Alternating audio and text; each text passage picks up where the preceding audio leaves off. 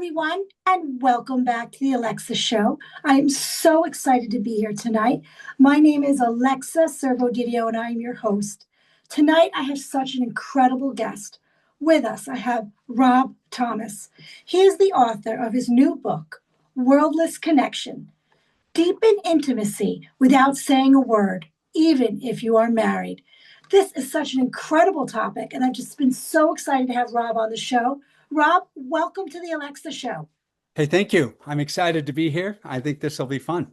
Absolutely. As a psychotherapist, I work with many clients, and I think so many times people are trying to find that cure, that answer, that method that just makes everything perfect, which we all know nothing is perfect. And for any type of relationship, there's work. And a Right. lot of times, yes, communication is really important, but sometimes it's just too much or the other person is not hearing it. How did this all get started for you with your new book? Well, I'll tell you, my background is doing consulting and I work with large organizations. And as I've done that, often I have a certain pattern that I work with different companies. And sometimes I'm doing things and I'm following the pattern exactly what they've asked me to do. And for some reason, it's not working. And sometimes what I do in those moments, I'll get my team together and I will say, well, what's the opposite of what we're currently doing? And we'll list all the things we're doing and I'll create kind of a list of the opposite and we'll start doing that to see if we can crack the code. And uh, like many people, I've been married for a long time. And as I was going through this, marriage, as they say, does take work. And Mhm. we were having some ups and downs, and we were in a particular situation where I was trying to make things better, but I found that no matter what book I read or what coach I talked to or whatever, I just was not making any headway. And so I took this idea of doing the opposite. And really, I think there's an ocean of content out there, books and tapes and so forth, telling you to say the right thing at the right moment. Mm. And so instead of doing that, I decided to just do the opposite and look at what could I do if I didn't say anything. And so that kind of led to a couple of insights, which kind of grew from there. So I kind of got it going from this idea of what's the opposite, and that's kind of was the kernel. Yes, because sometimes I think, as we say, there's communication, but there's also connection. And Yes. sometimes the communication doesn't really connect if there's not a connection emotionally or underneath the surface than what we see on the surface. And so many times people say, well, he should know what I'm thinking. He should know what, or she should know how I feel. If it was that easy, it would happen. But so Right. many Well, times it's that feeling, almost like that gut feeling that we each feel, saying, "Wow, I'm safe with this person. This person understands me." What are some basic connections that are wordless? Um, first of all, one of the things I think we've all had that situation with our partner where they are frustrated that we are not reading their mind. Mhm. And so that can be frustrating and awkward. So uh, one of the things that I think is helpful about this process is that um, it is there's several things. One, it's easy for everyone to do. This is something that we already know how to do. Originally, we started out living in groups, uh, say 300 over 300,000 years ago, and we did this for safety. We had families, we communicated, we had children. This really Mhm. is how things evolved. But the thing that's curious is that we didn't really develop the ability to speak, depending upon what scientists you listen to, between 10 and 50,000 years ago. So we spent eons of time not speaking, and we developed this whole vocabulary of wordless connecting. And one of the things that I think is helpful to keep in mind is that as we've evolved, this whole library of wordless uh, connecting, this wordless communication is really within our DNA. And as we look at all cultures, there's really not a person on the planet that doesn't know what a smile is, or doesn't know Mhm. what a kiss is, or what a hug is. There's a whole library of things that we do wordlessly that we connect that is meaningful to our partner. And what we often do is that we often feel like when we are, say, holding hands or hugging, we often, and I'm not saying we shouldn't talk at times, but as we experiment with this wordless experience, we often feel like, oh, we still have to have this running commentary about what's going on. When we're speaking, our partner, their head is open and listening to us. They're not really listening to us as we're connecting Yes. personally. And so as we approach this situation, when we say nothing as we go in, say for a hug, we say nothing during the hug, and then we say nothing after the hug. The hug really speaks for itself. One of the things we did national research to kind of check to see how this would work with others. And one of the things that we found is that as people did this, not only did their partner respond and enjoy that, but one of the things that they felt too is that they felt elevated. So it's not Yes. just something that we are connecting with them, we are connecting with ourselves. And something that takes us another step further on this is that as we do this, say again, in the research, we found that as people did this a couple of times in a day, again, without telling their partner that they were participating in this little research I was doing, uh, they found that the next day, most often their partner, without asking or permission or discussion, they would mirror the behavior back. So whatever Wow. they did, their partner would walk in without saying any words, and in this case, say gave them a 5-second hug. And Yes. they were really surprised about this. And really, in some ways, we want this. Our bodies are seeking this, and we are looking for this common denominator that doesn't require the right word at the right time. Yes, and So, if you think back to the beginning when people first start dating, when you think about high school or middle school, when people start sure. have those crushes, it's back to that innocence of how they make you feel. You Right. feel giddy, you feel smiling, you feel Yes. butterflies in your stomach. And a lot of couples that I work with through time, which is normal, sometimes those butterflies aren't fluttering as much, or Sure. life has gotten in the way.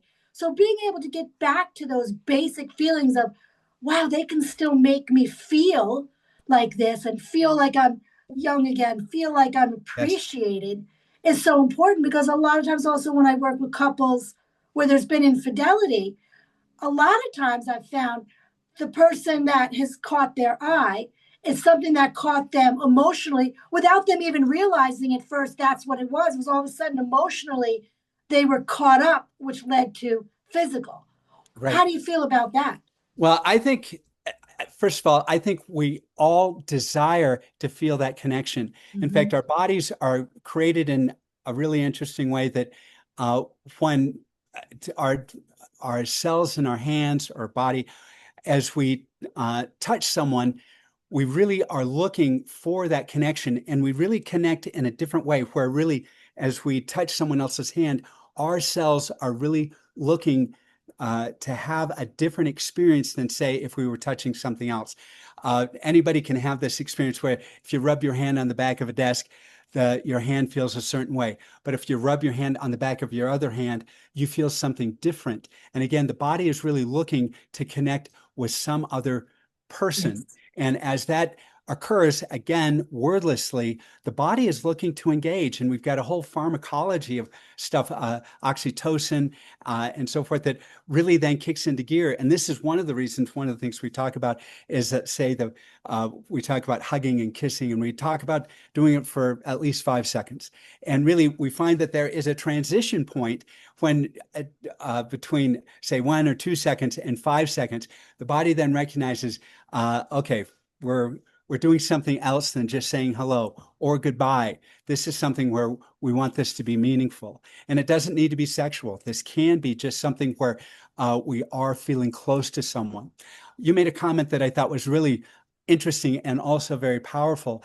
You talked about how when people were dating, they felt a certain way. And a lot of the things that we talk about in the book, this wordless connection, which is not really communication, it is connecting. This wordless connection is something that we do a lot as we're dating.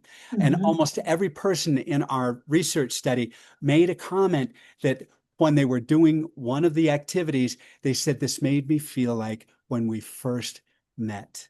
This is Wow. when we first started dating. This is when I first decided I wanted to be in a long-term relationship with this person. And so these tools that we experienced and really got us going in the beginning, uh, are still there, and they can be activated. It's just really something that we need to be a little mindful of, as well as intentional. We need to make this something that we do and Yes. make a point to do it a few times a day. And we talk about in the book where I've got 5 experiments or 5 different avenues that you could follow, and you find which ones work for you. Some lean a little more towards touching. We've got a couple that are uh, they aren't a touching activity, and you mix and match and find what works. Also, the other thing that we find with the research, and what I found even in my own relationship with my wife as I was experimenting with this, is that your partner will also create nonverbal, wordless connecting activities that you haven't discussed, you haven't seen before. And again, this begins this process where you are drawing closer together. So it really is very exciting and powerful. So when you work with a couple, do you start working with them individually? Do you speak to them together? What happens? How does it all start? Generally, I think it can work any way that works best for the couple. Mhm. Having said that, I generally I generally find that there's one person who is more interested or has more attention on this. And when I'm talking to them, and what I tell them is just choose one of the exercises, change or one of Mhm. the experiments, and just try it. Don't tell them you're doing it. Don't ask permission. Don't talk about it. Just go in. And this does several things. One, they're nervous and they're wondering how it's going to go. I even talk about some of my own experiences when I first was doing this with my wife. I was really nervous. In Yeah. fact, I really thought, this is going to be a catastrophe. I really, I was wringing my hands, and I thought, what if I embarrass myself or something, which I didn't do. Again, we have a much better relationship. Even in the worst relationships, we have a better relationship with our partner who knows us and expects Mhm. some of this stuff. So we have an opening with our partner that we wouldn't necessarily have with anyone else. So I'd say just go in and do it. Go in and give them that hug. And generally, they might be a little surprised, or they'll respond in kind right in that first time. Sometimes they'll say, gee, are you going to ask me for a favor? I mean, what is Yes. up? And uh, so I suggest that they don't talk about it and they just try it on their own. And then what then happens, it allows the opportunity for the partner to then try it themselves and respond in kind. And this then starts building an ongoing experience. Generally, in the experiment, I had the people go a week trying several different avenues, journaling, which they sent me their journal, Yes. and uh, and not talking to them until after the experience was over. But I've gone really a long time with my own wife, not talking to her about it. And in fact, at times I thought I was ready to, but then she surprised me with doing something that was so out of character Yes. for her, because she was responding to what I was doing with her. I just continued not asking permission. I just went ahead and did it. Well, I think that's so important because so many times, couples, one will say, I want this, I want that, I want it to be like this, I want it to be like that. And then the other person says, do I just play that part? It doesn't feel real. Or if they try to do it just like the other partner wants, the other partner thinks, oh, it's not real. It's not, there's no connection. You're just doing it. So it's almost like that double edged sword. I always say, give them an outline and then let them make it theirs. So then you realize it's not a carbon copy of what you want, because that's really not how real connection works. We don't mimic what the other person wants. We have to also make it our own. That's why we fall in love with the other person, because they're their own person, not an example of us. Right. And we are looking for them to act a little differently. And we are looking for them to play off whatever we're doing. And and again, this is part of the reason why I think it might be valuable not to talk to the person in detail Mhm. about what they're doing. So they think you're just being normal or a little weird, which they also expect in relationships. Well, they're just kind of being themselves. And so that's okay too. And one of the other things that I found as I've talked to couples is that none of them don't want more affection. Wow. People want that connection. And again, they chose each other for certain reasons, and how they connect or don't connect. There's a certain balance there that they already are familiar with. And so they are going to speak each other's language wordlessly. So this is not going to be totally new. This is going to feel comfortable. And they want to have that connection that they've been used to. And for various reasons, because of work, or they're buying a new home, or Hmm. challenges with health of the children, they are too busy. And this is Yes. where they kind of look at this as kind of their garden of their relationship that they do need to tend to really daily. And again, the great thing about this wordless connection exercises is that they're all, or experiments, is that they're really just a few seconds. And so really, Yes. it's not like you have to read and prepare and think or whatever. No, you just really need to just do the things that Just you be. already need. You just need to give yourself permission to act intentionally and share that part of yourself.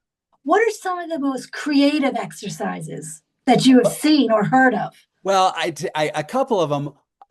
Well, first of all, one that I do talk about in the book, but this is something that when the first exercise I did, or experiment I did with my wife, was I gave her a massage. She really likes massages, and again, this was not uh, sexual. This was really, Mhm. I was just, she went to bed. I was there, and I've given her this type of massage before, but I gave it in a much more intentional way. And I was really trying to think about how, instead of having it be in my head, I really tried to send messages through my heart. So I went through this process, and I gave her this massage, and she really liked it. And I did that for a few weeks, a few times a week. Anyway, at some point, as we were getting ready for bed, I noticed that there was something on my pillow, and my my wife isn't very verbal about her emotions. And anyway, so I opened this little box she had put on my bed, on my pillow, and she had left a little note. And it was a Mhm. very kind, loving note. And I looked at her, and she smiled. And you know what? Even in that moment, we didn't speak. She just kind of giggled a little bit, and I did tell her how meaningful that was. Well, this began a process where she left this little note of care, kindness to me periodically, 2 or 3 times a week, for weeks on end. And some of them are really amazing notes.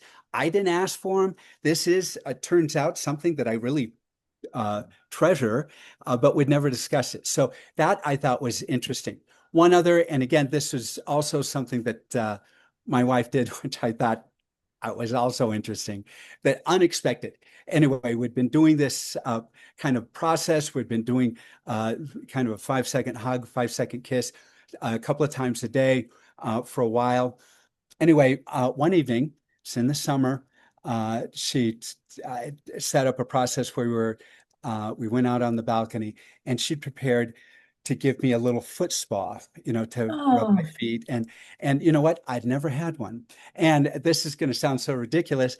I didn't know you could do them at home. I knew that you yes. could go to a, you could get a mani-pedi and have somebody else do it. But anyway, she worked this out, and so soaked my feet and then massaged my feet. And she brought all the things so that I could do that for her too. And Wow. so we both experienced it that evening. We've got a little balcony over our backyard with a tree over it. So it was very nice. It was a beautiful evening. And it was really something that was, I think, very meaningful for both of us. And Yes. again, something that is curious is that sometimes you get involved in a situation like that, and you wind up not speaking. And so, not that I intended to not speak, but we wound up just doing this quietly with each other, and it was very meaningful. And sometimes you're just so kind of overwhelmed in a good way with Yes, emotion, with peace, with feeling very comfortable and happy that words don't need to be. And I think so many times couples believe or people believe I need to fill that quiet space. That silence is awkward, but it's right, being able to kind of be comfortable in the silence and know it doesn't always have to be a negative. right. How long, if there is a time period, would you say for a couple to practice these? Should it be part of like a daily, weekly, monthly, or is there a time limit? I really think you find your own rhythm. Um, Mhm. I, I really feel that in hubbub of our life, um, this is really, and again, you find which ones work for you and you work this out. But for my wife and I, we purposefully, intentionally do a 5 second hug at least 3 times a day. And often we don't do it exactly if one of us is leaving the house, but it's often at that moment. One of the things that I've tried to do intentionally is that if I have an office in my home, and if my wife crosses my mind in a positive way, I stand up, I go find her in the house, and I give her a 5 second hug. Now, Oh, for her and I, one of the things that we do, and again, this was not discussed, but we generally do a 5 second hug and then immediately do a 5 second kiss. I don't know why, but that's just kind of a routine we're in. And so yeah. we do that. And so I think doing something like that, just ongoing. Again, I made a comment a moment ago that this is like a garden, and you need to tend your garden. And and if you don't, then the garden will kind of go in its own way. It's like that unspoken connection, that your language that Yes. doesn't need to be spoken to. Right. And I think that that stuff needs to happen, or you get people come seeing you where they feel like they're not heard, Yes. not seen, or they're looking somewhere else for that wordless connection. What happens if someone is trying and trying and they can't find something? Does that ever happen? So far, no. Actually, part of it, and this really gets back to, I talk about in the book so many different ways that our body is built to connect. In Mm-hmm. fact, we have cells all over our body that just are facing out, looking to connect to somebody else's skin. Mm. And I mentioned that in the book. I mean, there's a term for it, and these are receptors. And so generally you're going to find something. And I think that that is, and I think that's innate. I mean, that's built into our DNA. And so I was thinking, like when I did that massage, um, if I would have been thinking more about, I hadn't really thought about the 5 second hug at that moment, but if I had been thinking that, I probably would have started with that because that seems easy. Uh, Yes. but I think we often are worried that it won't work. There are some But don't things get that, too much in your head. Just let it right, happen. right. In fact, um, and I had an experience with my wife where I was working on this. Again, I hadn't told her that I was doing any of this. And so she came home from a friend, and I could tell she was a bit distraught. Turns out that the friend's husband was very ill, and my wife is Mm. upset about this with her friend. And so I was thinking I had to just go give her a hug. And so I walked over and I gave her a hug. And I thought instead of, breaking it, I'd let her be the one to release the hug. So we stood there for quite a while. And And the just thing had is, that connection. and One more question. sure. Do you feel that new couples or people who've been together for a longer time, is there a difference? Is one harder or easier, or it just depends on the people? I really feel that there's no difference. In fact, we studied people who were in their 20s, brand new relationships, people who'd been in their 70s. We found people of different orientations, different income levels, blue collar, low income, rich. Anyway, no one had, I could not tell from their journal entries who they were. I couldn't tell if Wow, I couldn't tell if they were men or women or young or old. They were all having the same experience and shocked that it worked. amazing. Wow. How can people reach out to you and follow you? All right. So first of all, you can get my book. It's on Amazon.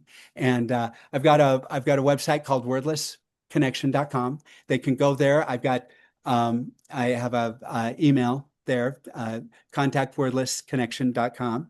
And Uh, so that's the way that they can find out more about me. I'm on Facebook, I'm on Instagram, and I'm on TikTok. So there are different ways that they can reach out to me. Great. Well, thank you so much for coming on tonight. And thank you so much for providing my audience with such incredible exercises and ideas, because we all need them. We all need to have that connection. Sometimes not always communication, but that connection. Oh, thank you. And Alexa, thank you for all the good work you do. And I appreciate you taking time to talk to me and let me share my story. But thank you. I appreciate all the work you do. Thank you. You're welcome. And again, everyone, thank you so much for tuning in. Everyone, have a good night and God bless.